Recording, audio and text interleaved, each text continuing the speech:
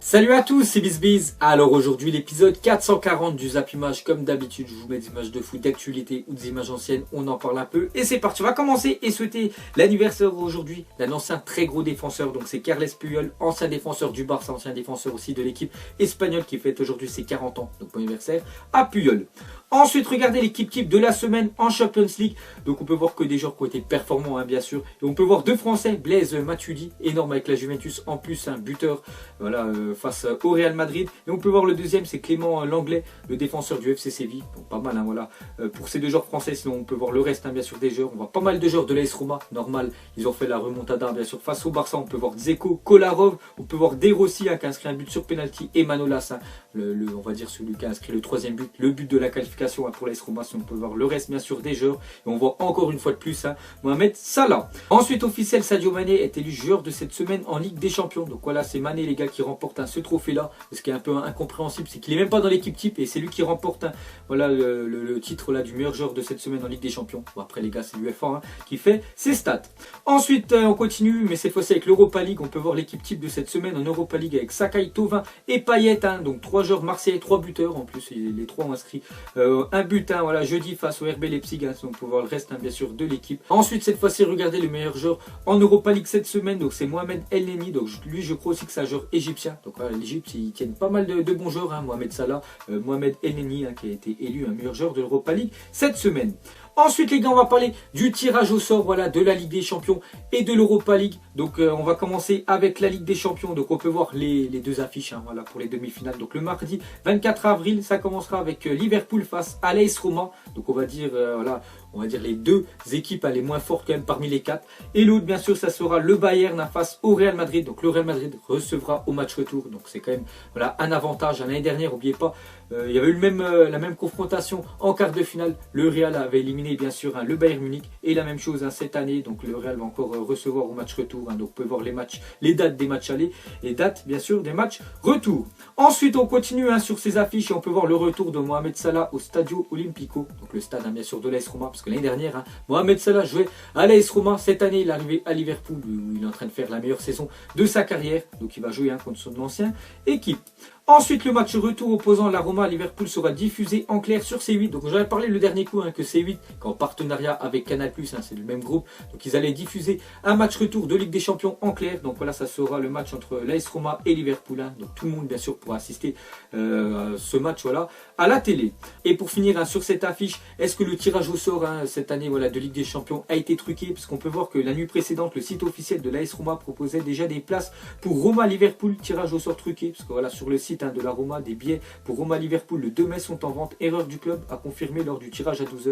Donc ça c'était un post publié avant le tirage hier on va dire à midi. Donc on peut voir que le 2 mai c'était bien la date du match retour entre Roma-Liverpool. Donc peut-être le tirage au sort cette année de la Ligue des Champions a été truqué. Ensuite on va parler de notre affiche. Donc c'est une affiche qu'on voit souvent bien sûr. Le Real Madrid qui reçoit le Bayern Munich. Donc s'affronteront pour une 25e et 26e fois en Coupe d'Europe, la confrontation la plus disputée de l'histoire des Coupes d'Europe. Donc voilà les gars, pour voir une petite stat, le Real Madrid et le Bayern, c'est les deux équipes qui se rencontrent le plus en Europe. Ensuite cette fois-ci on va parler des demi-finales de l'Europa League et on va parler de l'Olympique de Marseille qui reçoit Salzbourg pour le match aller. Donc c'est le meilleur tirage quand même pour Marseille. Dommage juste qu'ils ne reçoivent pas pour le match retour, parce qu'on sait qu'avec l'ambiance déjà qu'ils ont fait, ils peuvent faire des exploits l'Olympique de Marseille. Mais quand même c'est un bon tirage parce qu'ils évitent quand même Arsenal et Atlético. Atlético quand même les ultra favoris pour remporter cette compétition là. Donc Salzbourg après il ne faut pas les sous-estimer. N'oubliez pas que cette année ils avaient déjà en groupe bien sûr Marseille, ils avaient perdu un match et l'autre match je crois c'était match nul, je ne sais plus si c'était à Marseille ou en Autriche. Donc voilà les affiches. Donc jeudi 26 avril le match aller et jeudi 3 mai les matchs retour. Et une petite info sur l'équipe de Salzbourg, donc pour vous dire que c'est pas une équipe de guignols. Donc déjà au match aller ils avaient perdu 4-2 en Italie, et regardez à la 55e minute après le match retour ils perdaient 1-0 face à la Lazio. Donc ils ont réagi direct après, parce que une minute après il y a eu un partout et en seulement 4 minutes ils ont inscrit 3 buts. Donc c'est pour vous dire que c'est pas des guignols quand même Salzbourg. Donc c'est vraiment un match disputé contre l'Olympique de Marseille. Mais pour moi Marseille bien sûr peut éliminer cette équipe de Salzbourg et bien sûr aller en finale. Ensuite on va revenir rapidement sur le match de de l'Olympique de Marseille face au RB Leipzig. Vu que j'ai pas fait de Zap Image hier, on va en parler rapidement. Donc déjà écoutez la déclaration de l'entraîneur de Leipzig à la fin du match. Donc déjà il a parlé de Keita, il n'était pas très bien et paraissait très nerveux comme d'autres. Était-il impressionné par le stade? Maintenant oui, Marseille peut remporter cette compétition. Donc voilà les gars, ce qu'a dit quand même l'entraîneur de Leipzig. Pour lui, bien sûr l'équipe de l'Olympique de Marseille peut remporter cette année l'Europa League. Ensuite on continue avec le RB Leipzig a été choqué par l'Olympique de Marseille et l'Orange Vélodrome. Donc le message fort du RB Leipzig à l'OM. Donc après le match, donc déjà regardez ce qu'ils ont marqué sur leur Twitter. Ils ont dit une leçon d'envie, d'ambiance, d'Europe. Le RB Leipzig a beaucoup appris ce soir. Merci à l'OM pour ce match épique et bravo pour cette incroyable première épopée européenne, peut-on lire sur le compte Twitter du club. Donc ils ont été vraiment impressionnés voilà, par l'équipe de Marseille. Ils ont déjà quand même marqué 5 buts voilà, dans le même match. Donc voilà, 5 buts les gars, c'est quand même énorme. Et surtout l'ambiance du stade Vélodrome qui était tout simplement exceptionnelle jeudi soir. Ensuite, une déclaration de Luis Gustavo, il a dit cette victoire c'est pour les supporters, c'était la meilleure ambiance de ma carrière, c'est une grande émotion. Pourtant il a fait pas mal de clubs, Luis Gustavo, et pour lui l'ambiance qu'il y a eu jeudi, c'était la meilleure ambiance bien sûr de sa carrière. Ensuite on continue avec l'ambiance du stade de l'Olympique de Marseille, donc 61 882 supporters étaient présents avant-hier au Vélodrome, ce qui constitue un nouveau record d'affluence pour un match européen à Marseille. Avant je crois c'était le match face à Newcastle en 2004, je crois qu'il y avait à peu près 59 000 personnes et là il y a eu 2000 personnes en plus. Bon après le match n'était pas à guichet fermé voilà. Mais voilà, plus de 60 000 personnes sont déplacées pour voir le match et j'en suis sûr que le match voilà, la demi-finale face à Salzbourg, le match aller, ça sera à guichet fermé. Ensuite 14 ans que l'OM n'avait plus connu une demi-finale de Coupe d'Europe, même si c'est pas la Ligue des Champions, ça reste l'Europa League et ça reste vraiment une très belle compétition. Donc j'espère qu'ils vont aller jusqu'au bout et pourquoi pas la gagner. Ensuite voici ce qu'a dit Rudy Garcia au ramasseur de balles. Il a dit au début Garcia voulait que je lance un deuxième ballon sur le terrain, je n'avais pas compris pourquoi. Après il était un peu énervé, il m'a appelé et il m'a dit de lancer un ballon pour gagner du temps et de faire ça tout au long du match. Donc voilà ce qu'a dit Rudy Garcia quand on l'a vu bien sûr à la télé à W9 quand il était en train de parler bien sûr dans l'oreille voilà, du ramasseur de balles. Donc il lui a dit de tout simplement à chaque fois de jeter un ballon sur le terrain pour qu'il y en ait deux pour arrêter bien sûr le match et bien sûr que ça gagne du temps pour Marseille.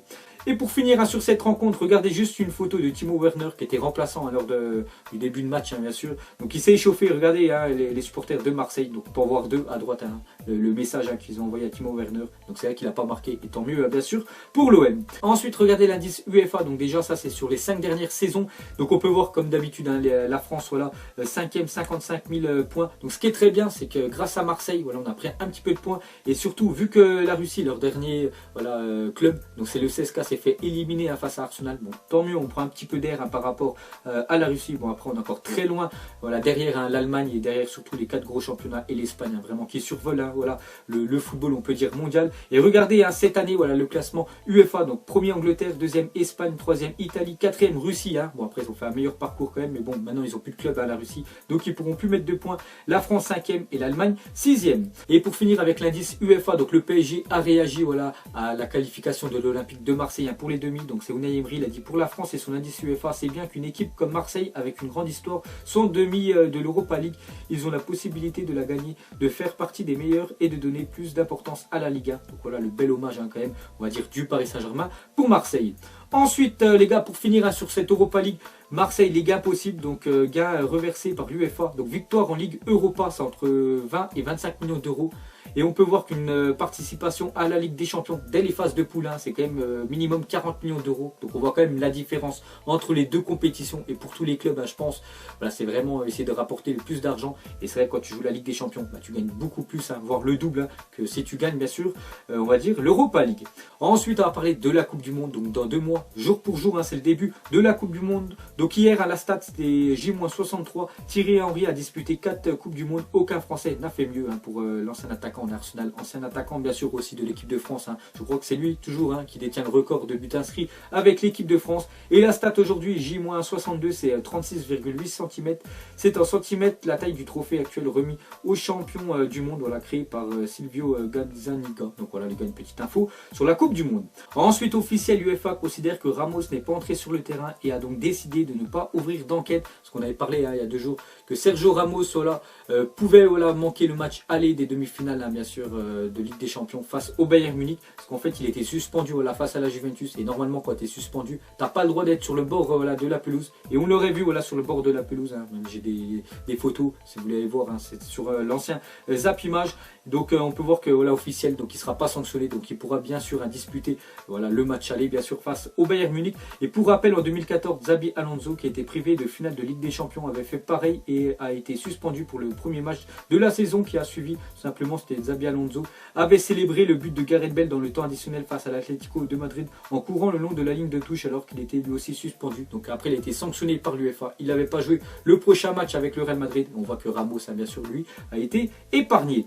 Ensuite, regardez les chocs du week-end. Donc on peut voir Barça face à Valence, Tottenham face à City, Milan AC face à Naples, Lazio face à l'AS Roma. Donc voilà les gars, le derby bien sûr d'Europe. Et pour finir, demain soir, le PSG face à l'AS Monaco. On va parler du Paris Saint-Germain parce que demain, si le PSG gagne face à l'AS Monaco, ils seront champions de France cette année.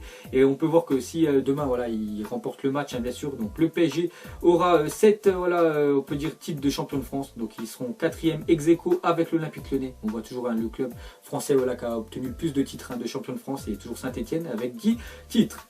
Ensuite, officiel, les clubs de Première Ligue décident de ne pas adopter l'assistance vidéo la saison prochaine. Donc voilà, c'est officiel, il n'y aura pas d'assistance vidéo l'année prochaine en Première Ligue. Donc voilà, tous les clubs ont voté et ils veulent pas. Donc peut-être, on va dire, dans 2 ans. Ensuite, on va parler d'un autre Manchester. Donc c'est Manchester City. Donc Benjamin Mendy est titulaire avec l'équipe 2 de Manchester City pour affronter Manchester United. Le retour aux affaires est proche pour l'ancien Marseillais. Donc on peut le voir qu'il est titulaire avec l'équipe 2 de Manchester City. Donc bonne nouvelle pour City peut-être. Et aussi très bonne nouvelle pour l'équipe de France. Donc on a parlé que la Coupe du Monde, ça commence dans 2 mois. Et s'il commence à reprendre un petit peu de temps de jeu, voilà, à se remettre en confiance sur les terrains, bien sûr, Benjamin Mendy, ce serait impeccable pour l'équipe de France. Parce qu'il le faut absolument, bien sûr, à la Coupe du Monde. Ensuite, cette fois-ci, une mauvaise nouvelle pour l'équipe de France, que Kingsley Coman ne sera pas de retour avant le 12 mai, selon l'entraîneur du Bayern Munich, donc Jupp Heynckes. Donc le problème, c'est que Kingsley Coman, vu qu'il ne va pas rejouer avant le 12 mai, et je crois la liste de Deschamps, il va la donner aux alentours du 10 mai. Donc voilà, il n'aura pas rejoué avant, bien sûr, Coman, mais j'espère quand même que Deschamps va le prendre, parce qu'il le faut absolument aussi, lui, Kingsley Coman. Peut-être pas titulaire, mais quand il aura en cours de match, il est à chaque fois, bien sûr, décisif. Ensuite les gars, pour continuer avec le Bayern, donc officiel, Niko Kovac est nommé entraîneur du Bayern Munich à compter du 1er juillet 2018. Donc voilà les gars, sera plus Heynckes l'année prochaine, l'entraîneur du Bayern Munich. Donc on avait parlé déjà que le dernier coup ça n'avait plus que lui. Donc cette fois-ci c'est officiel, Niko Kovac, donc lui c'est l'entraîneur je crois actuel de Francfort. Et pour finir ce Zap Image, donc pour vous, est-ce que le Real Madrid est avantagé par l'arbitrage? Donc soit oui, soit non. Donc vous mettrez tout ça en commentaire. J'aimerais bien avoir votre point de vue voilà, sur cette question-là. Pour moi, c'est vrai quand même que le Real Madrid, il y a pas mal de matchs quand même où ils sont avantagés. Après, c'est mon point de vue perso. Donc vous mettrez tout ça en commentaire. Donc voilà les gars, la fin de Zap Image 440. Donc si ça vous a plu, un petit like et je vous ferai l'épisode 441 lundi. Donc moi je vous laisse et je vous dis à la prochaine. Comme d'habitude, ciao à tous. Je sais même pas comment s'appelle, elle doit passer vers 20h. Les yeux rivés vers le ciel, en vrai j'ai mal, j'y pense encore. Mon poteau en cellule, il me manque c'est quand qu'il sort. Ok je me cale, toujours au fond du car. Comme au virage, à Marseille ça crie aux armes. J'ai pas le permis, vas-y la mise prend les commandes. Ne fais pas la pilote, n'oublie pas c'est qui